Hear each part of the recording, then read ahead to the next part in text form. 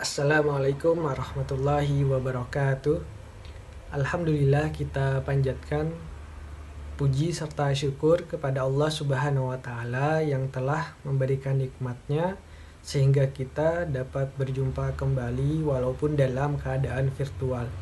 Salawat serta salam tak lupa tercurahkan kepada junjungan kita, panutan kita, Nabi Muhammad Sallallahu Alaihi Wasallam beserta kerabat, sahabat, dan pengikut yang senantiasa istiqomah mengikuti beliau. Pada kesempatan kali ini kami dari kelompok 5 akan mencoba menjelaskan mengenai sejarah perkembangan hukum Islam.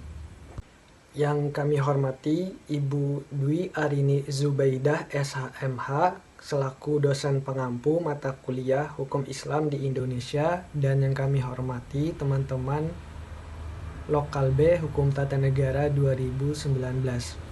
Kelompok 5 beranggotakan Ainani Rahmina, Muhammad Fadel Al-Farizi, dan Solikin Ramadan. Latar belakang masalah dalam kajian ini yaitu hukum Islam pada dasarnya bersumber dari Al-Quran dan Hadis. Para ahli hukum Islam bermaksud mengkaji hukum Islam dalam konteks kekinian sehingga hukum Islam itu digunakan hingga pada masa kini. Mereka mengkaji ulang hukum Islam untuk mengembalikan manifestasi maupun tujuan kemaslahatan umat dan upaya mengembalikan pada keadaan semula sehingga tampil seakan barang baru namun sesuai dengan prinsip kaidah Islam. Dengan cara demikian dapat memperoleh sesuatu yang lemah, memperbaiki yang usang, menambal yang retak sehingga kembali utuh sebagaimana semula. Sehubungan dengan hal tersebut, maka landasan pemikiran dalam kajian ini yaitu untuk menelusuri sejarah perkembangan hukum Islam. Kemudian kita masuk kepada pembahasan yang pertama yaitu masa pembentukan hukum Islam. Masa ini dimulai sejak Nabi Muhammad diutus menjadi Rasul selama kurang lebih 23 tahun kerasulannya. Pada masa Nabi, hukum Islam berada dalam tahap pembentukan peletakan dasar-dasarnya, di mana sumber hukum Islam kala itu adalah Al-Quran dan Sunnah. Ijtihad Nabi juga menjadi sumber hukum sejauh tidak ada koreksi dari wahyu Allah yang kemudian ijtihad ini menjadi sunnah Rasul. Pada masa ini atau pada masa pembentukan hukum Islam awal tersebut belum muncul mujtahid yang melakukan ijtihad dalam mencari penyelesaian permasalahan yang dihadapi. Sumber hukum Islam masih merupakan sumber dari asli syariat yang hanya dua pada saat itu, yaitu Al-Quran dan penjelasan Nabi. Kemudian proses perkembangan hukum Islam atau tasyri' pada masa itu oleh para ulama dikelompokkan menjadi dua periode, yaitu periode Makkah dan periode Madinah. Yang pertama, tasyri' pada periode Makkah. Periode Makkah merupakan periode revolusi akidah untuk mengubah sistem kepercayaan iman masyarakat jahiliyah pada saat itu dari menyembah berhala menuju penghambaan kepada Allah semata.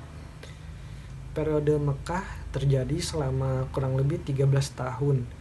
Periode ini terfokus pada proses penanaman tata nilai tauhid seperti iman kepada Allah dan lain sebagainya, kemudian perintah untuk berakhlak mulia. Yang kedua, tasyri' pada periode Madinah. Jika pada periode Makkah terjadi revolusi akidah, maka periode Madinah terjadi revolusi sosial politik. Rekonstruksi sosial pada periode ini ditandai dengan penataan peranata praktik pemerintahan yang dilakukan oleh Nabi hingga Islam bisa tampil sebagai suatu kekuatan politik. Periode Madinah terjadi selama kurang lebih 10 tahun, yakni sejak Nabi hijrah sampai hingga wafatnya. Selanjutnya, masa yang kedua, masa sahabat. Para sahabat menggantikan kedudukan Nabi sebagai pemimpin umat dan kepala negara, namun bukan kedudukan kenabiannya. Pada periode ini, hukum Islam mulai dihadapkan dengan permasalahan baru yang kemudian menghadapi persoalan baru itu muncul di berbagai daerah yang plural.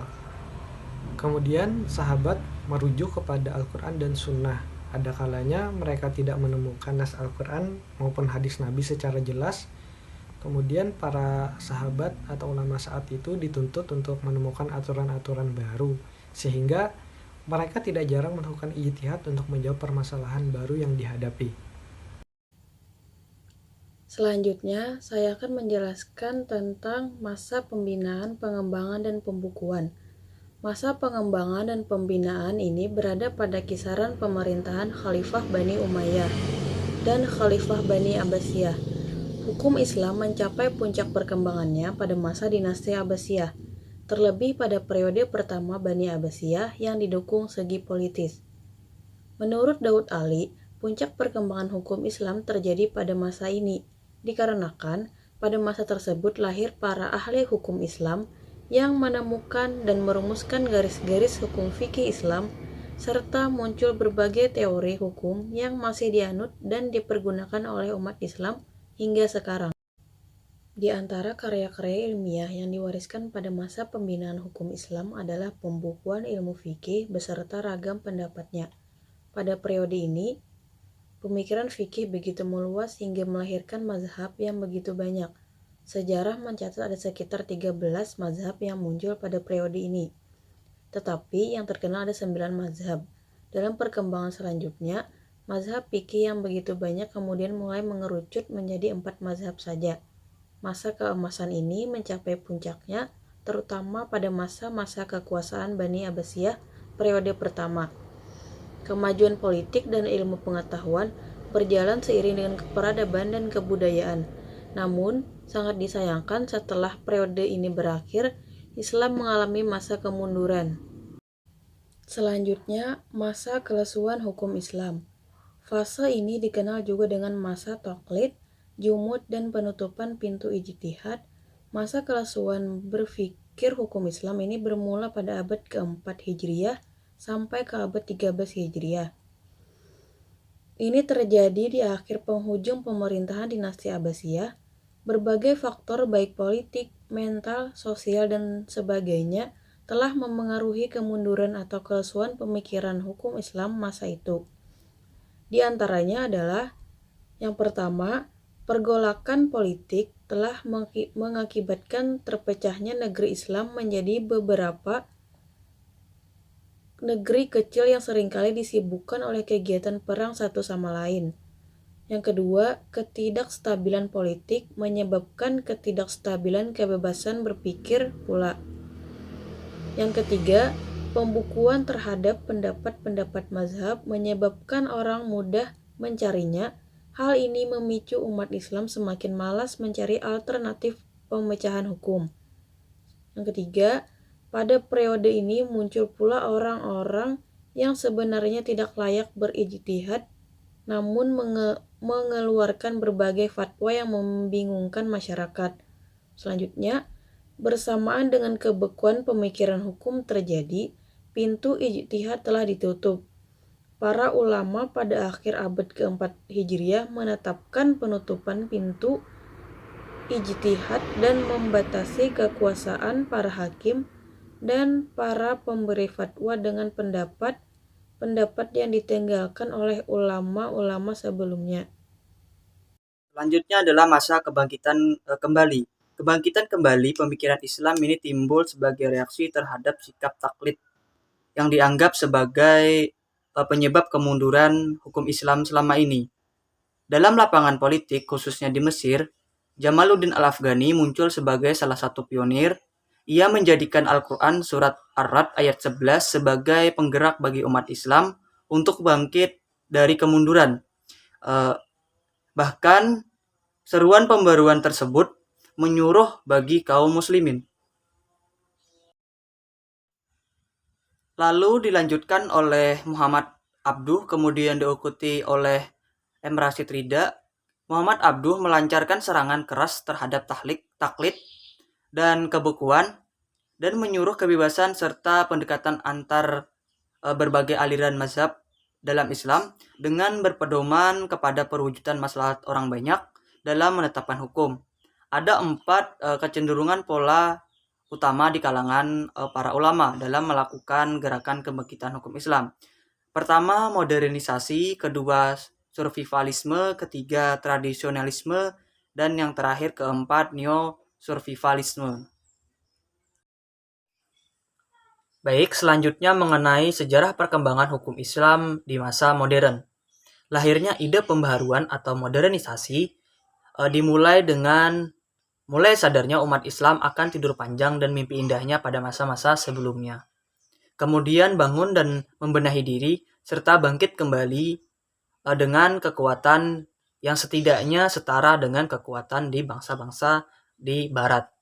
Ada beberapa upaya yang dilakukan ulama untuk melakukan pembaruan dalam hukum Islam.